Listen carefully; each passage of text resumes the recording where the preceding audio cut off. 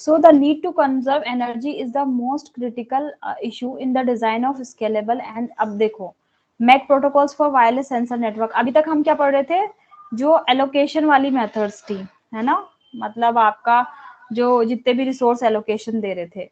Now we are discussing कि जो Mac protocols जो है वायरलेस सेंसर नेटवर्क्स में वो क्या रोल प्ले कर रहे हैं। So the need to conserve energy is the most critical issue in the design of scalable and stable MAC layer protocol for WSN। हमें पता है हम एनर्जी कंजर्वेशन का बहुत ज्यादा हम काम कर रहे हैं। Several factors contribute to energy waste including excessive overhead, ideal listening, packet collisions and overhearing. ठीक है, तो अब आपका यहाँ पे क्या है कि जो एनर्जी वेस्ट किस किस चीजों से हो रही है, हमने पहले ये देखना शुरू करा। ठीक है, तो एनर्जी वेस्ट कौन कौन सी चीजों से हो रही है, आपकी एक्सेसिव ओवरहेड की वजह से, मतलब कि आपका एक्स्ट्रा, जैसे आप यहाँ नहीं भेज रहे थे clear RTS request to send, clear to send, तो ये डेटा के अलावा एक्स्ट्रा मैसेज है ना, वो क्या कहलाते हैं, आपके ओवरहेड कहलाते हैं, है ना। उसके अलावा अब मान लो चैनल बैठा हुआ ये दूसरे के इंतजार में, मतलब ये कोई ए वेट ही करे जा रहा है, तो ये क्या हो जाती है, आपकी लिसनिंग है। पैकेट कॉलिजन आपके हो रहे हैं, उससे भी आपका डेटा पैकेट लॉस हो रहा है, फिर से आप उसको सेंड कर रहे हो। यहाँ पे है जो मैक प्रोटोकॉल है, तो मैक प्रोटोकॉल में क्या हो रहा है कि जो आपका किस लिए डिजाइन किए गए हैं, जो शॉर्ट कमिंग्स थी उनको ओवरकम करने के लिए, जैसे एनर्जी वेस्ट हो गई आपकी, देन एक्सेसिव ओवरहेड हो गया, आइडियल लिसनिंग हो गई, पैकेट कॉलिजन्स हो गई, ओवर हियरिंग हो गई। तो इन सब चीजों की वजह से आपका क्या हो रहा है कि ये सब चीजें आपकी इंक्रीज कर रही हैं क्या, एनर्जी पावर कंजम्पशन को या एनर्जी वेस्ट को। तो regulating access to the media requires the exchange of the control and synchronization information among the competing nodes। ठीक है, so the explicit exchange of a large number of these control and synchronization packets may result in significant energy consumption।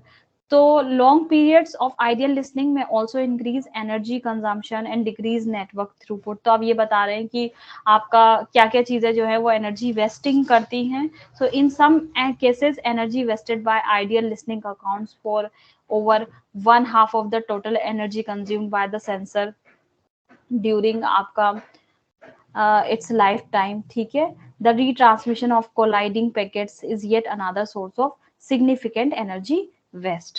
ठीक है, so a high number of those collisions may lead to severe performance degradation of the make layer protocol। Similarly, excessive overhearing which causes a node to receive and decode packet intended for other sensor nodes unnecessarily increase energy consumption and can severely degrade the network throughput। So these packets are eventually dropped after the node realizes that the destination address is different from its own address। ठीक है, तो ये क्या चीज बताना चाह रहे हैं कि आपके जैसे ओवर हियरिंग हो गई, वेट कर रहा है, या कोलाइड हो गया, या फिर आपका मतलब ये सब सोर्सेज हैं किसके, एनर्जी वेस्टिंग के।